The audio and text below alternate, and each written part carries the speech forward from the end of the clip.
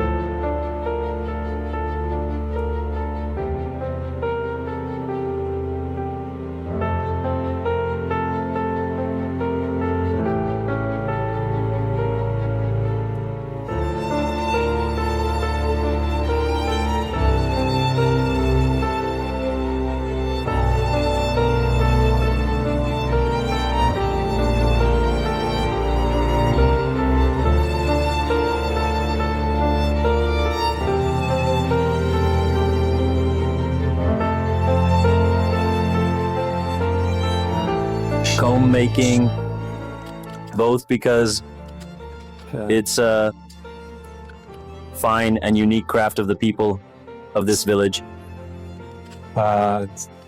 We also wanted to somehow keep this craft alive.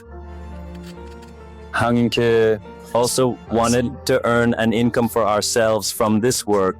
There was a master named Hassan who made combs in Shanitarash for the first time. The production of Shanitarash was named after Master Hassan. Not with today's tools, but with the tools of that time. Very few minimal tools. Anyway, when this master started making combs, people also associated the identity of Shanitarash with that. They, established Shanitarash. Shanitarash is that same comb that Master Hassan used to make. Whoever went there, they'd ask, "Where are you from?" He'd say, "Shanitarash." People, associated the comb with that master. His combs had become popular in the region. No one made combs, for example, in the surrounding villages. We made a comb. It had a lot of fans. They really liked it. 1 became 2, 2 became 3. Then we got into it unintentionally. We got drawn in and went for it.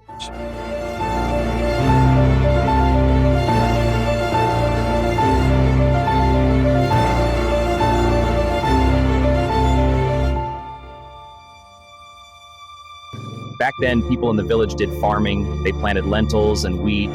They raised livestock. They didn't do comb making.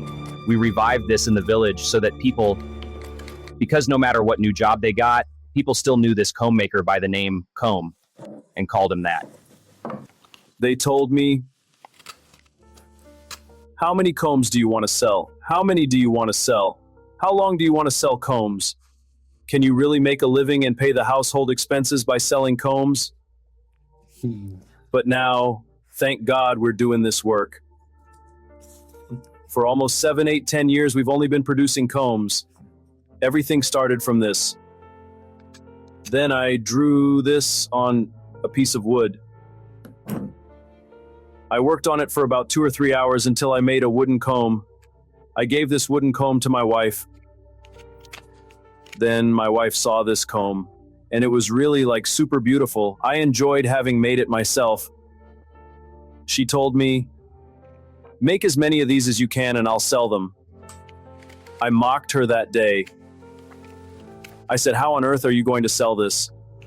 To this day, she still tells me. She says, "Do you remember what you said to me?" I mean, now even if I make 100 a day, we're still behind.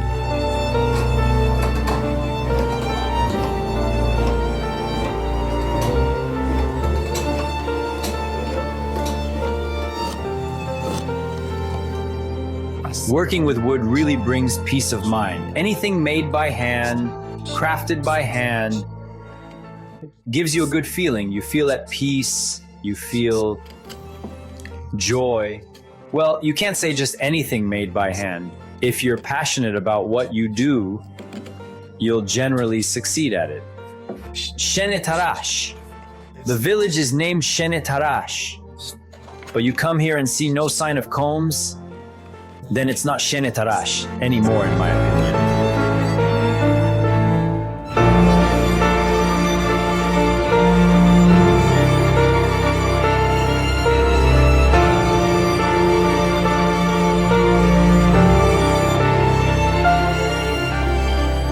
مردم دوست دارن که اینجا اومدن حداقل یه شانه یادگاری ببرن. چیزهای دیگه هم هست مثلا تولیدات دامی از شیر، پنیر، کره، ماست یا مثلا نمر با پشم و گوسفند درست میکنن چادرشام. الان بریم مردم دوست دارن مثلا یه تکی چوب یه شانه یه چیز درست کردیم مثلا ببرین یادگاری. And the village itself, everything about it is beautiful. You can't even say which part is pretty. You look at its walls, you look at its alleys, you look at its trees, you look at its mountains. You sit outside and enjoy the sound of the birds. Everything is beautiful. If I were to define the beauty of the village, this is it, in my opinion. A lifeless piece of wood that has been transformed into a wooden comb.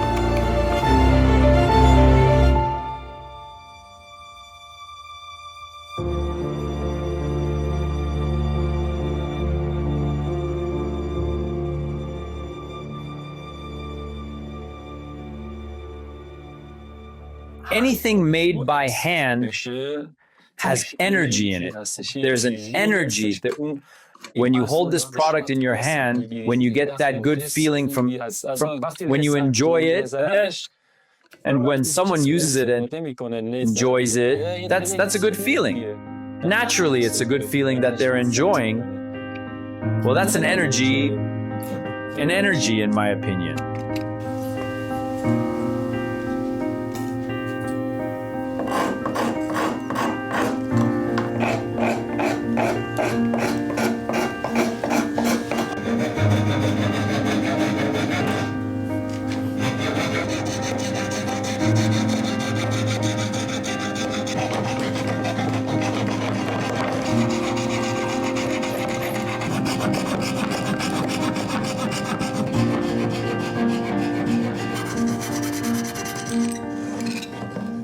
The hardest part. Now, if you want a comb that is really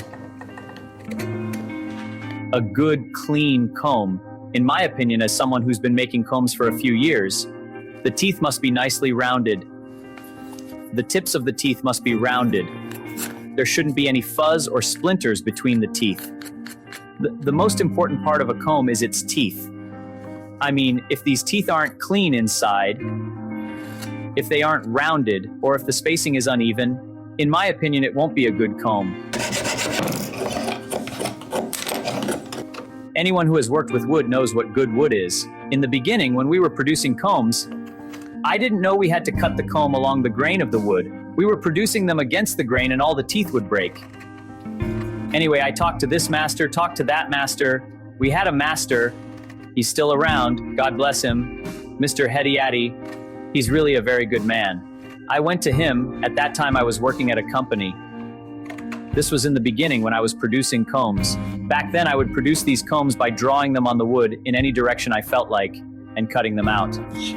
Well, I didn't know there was a trick to it, that it has its own rule, like physics, so that the teeth don't break like this. There's a trick to it. I didn't know any of this. I had just made a comb. My wife still has that first one I made, and several of its teeth are broken because I didn't know how to make it according to the rule. Then I went to him and said, "Master, here's the story. I made a comb, and its teeth keep breaking." Then he said, "You went against the grain, not with the grain." I said, "What is with the grain? What is against the grain?" He sat down and explained it to me beautifully. He explained everything to me. Then he said, "My friend, why do you go to work? Why do you waste your time at a company? Come out and produce combs for yourself." Not only did my wife encourage me, motivate me, and tell me to leave that monotonous corporate job, but he told me too. He said, "My friend, come out, produce combs. And whatever you produce, if you can't sell it, I'll buy it from you myself." After that, I learned. A series of trial and error. I gained all my experience through trial and error. Some colleagues guided me, and some things I figured out on my own. Finally, I searched here and there. I made combs with all kinds of wood. I made them with yew wood, with jujube wood, with walnut wood, with silk tree wood. I produced combs with haloxylon wood. I produced them with boxwood. I produced them with Siberian elm wood. Now I know which wood works best for a comb. Of course, anyone who works with wood already knows that Siberian elm wood has a more cohesive and denser texture. Walnut wood has a more cohesive texture. That's why old pulpits were mostly made of walnut wood. Siberian elm wood is very hard for insects to damage because it's such a strong, impenetrable wood. These things come with experience. If we want to make this comb, well, it's different. And if we want to make that comb, it's different. But overall, it's the same process. We have to draw the design we want on the wood. It's a piece of raw wood of a certain thickness. We cut these woods to a certain thickness, slicing them with a bandsaw, so to speak, to the thickness we want. 1 centimeter, 1.5 centimeters, 2 centimeters, depending on the product we want to make. Then, we draw the design of the comb we want on the wood. Once we've drawn the design on the wood, now we have to bring it to life. This is a piece of, so to speak, raw, dead wood. It has to be brought to life. We cut around it, and now it looks like a comb, but it's still not a comb. Once its teeth are cut, then it becomes a comb. Right now it has the shape of a comb, but it still won't comb. What should we do so it can comb? We have to bevel it. Sand it so the teeth become thin. Then the teeth have to be rounded like this. And once they are rounded, well, in the beginning when we made them by hand, our challenge was rounding these teeth. It was really a tough challenge. Then, how to round it, how not to round it, we had to sit down with sandpaper and sand the teeth one by one, shaping them and giving them the necessary smoothness. Then, the back of the combs, we also, with carving knives, or with a sanding machine, or with a chisel, with any tool, you can carve these sides and the back, just like we carve the teeth and bevel them. When these two edges are brought close to each other, they become rounded with sanding.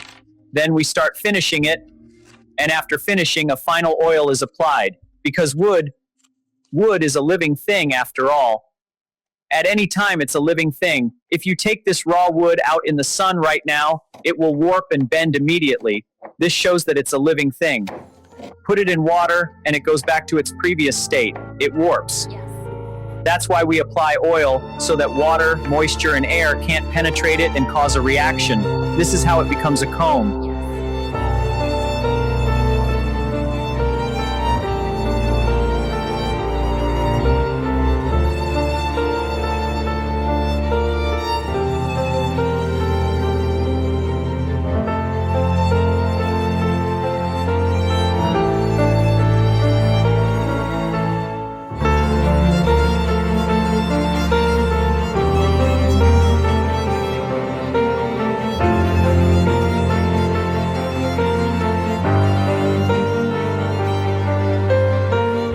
I think this is an identity.